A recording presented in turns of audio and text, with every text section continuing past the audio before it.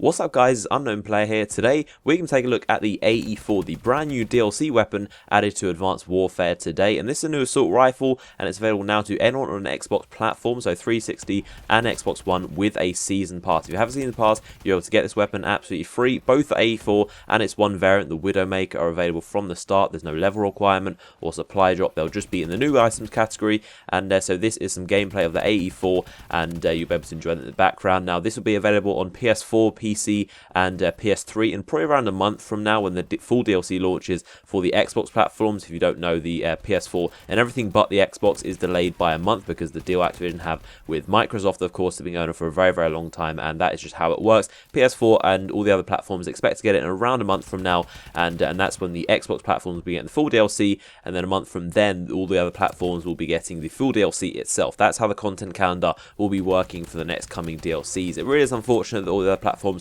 do have to wait for DLCs, but unfortunately that is just how it works. Maybe it will be changed soon, but as of now there is a slight delay. So here's the gameplay of the AE4, not the Widowmaker. This is just the normal straight up AE4. It shoots the red bolts, the Widowmaker shoots blue, and this is actually with royalty camo on it. Believe it or not, the camos don't actually cover much of this weapon at all. You can hardly tell, to be honest, but the royalty camo is applied to this weapon. And to summarize this weapon, it shoots fully auto laser shots. It's the direct energy weapon. In the same style, it can have infinite ammo. You just need to keep an eye on the bar and manage your use. The more you use, the more the bar fills up. If you don't use the gun, it will cool back down again. So if you shoot a few bullets, by the time you see the next guy, the weapon will probably cool down by then. So if you learn the timing of the gun, you'll never have to reload. Unless there are multiple people, that way it can be quite difficult, to be honest. And of course, this weapon has a heat sink and it's basically like extended mags for the weapon. That lets you shoot for a little bit longer without having to do this reload animation. And about the reload animation, it's not actually a reload, it's simply an overheat. If you use it too much, it's going to overheat, but instead of like opening the heat sink and letting it cool down like the other energy weapons,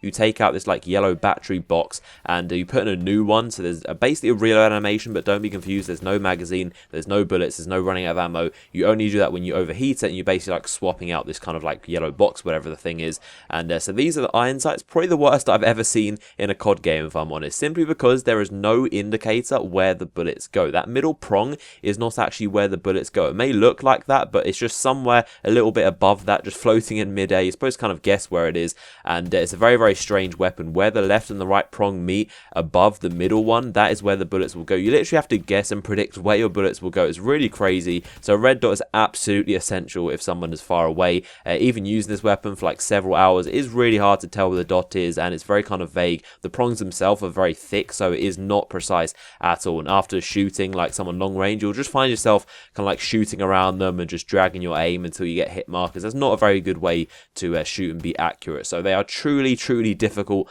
iron sights to use. I've never seen iron sights like this in a COD game. I don't think it's ever been done like this, where you have to pretty much guess where they are. So that makes the gun really hard to use without a red dot sight, and it makes kind of guess where the bullets are, which is pretty funny. So you definitely want a red dot on this thing. Second, you unlock that. And so here are the stats of both of the weapons. This is the AE4 and also the Widowmaker. As you can see, the Widowmaker has +1 for accuracy and -1 for fire rate. So overall, it's just a worse weapon. You can simply put less bullets down range than the original, and here is a side-by-side comparison of them shooting, and you can see that's just kind of like the timing of how they actually work, and you can also see a side-by-side comparison of the recoil patterns. I really don't think it's all that much of a difference. I would just go with the original AE4. I would definitely prefer a little bit of a faster fire rate in return for a little bit shorter amount of bullets. You can always throw a heatsink on there if you want even more. So in general, I feel like they did a very, very good job with this weapon. I feel like all the DLC weapons we've had so far in COD games have been very, very well done. The Peacekeeper and Black Ops 2, Ghost Mavericks, and also the Ripper. They've always put in guns that are very fun to use and very strange, but they're never ever overpowered. They've never put in a gun that's been overpowered or ridiculously strong,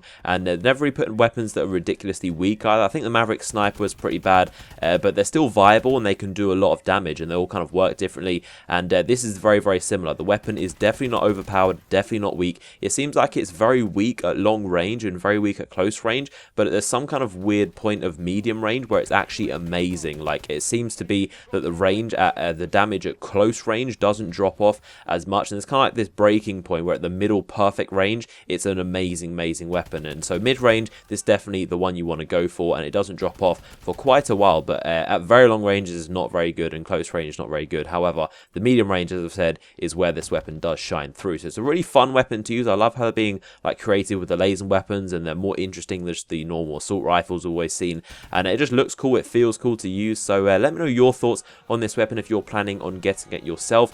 If you enjoyed the video and found it informational, drop it a like rating, I'd really appreciate that. Make sure to subscribe to this channel for all the latest Advanced Warfare news and gameplay videos. I hope you enjoyed this video, and I will see you guys later.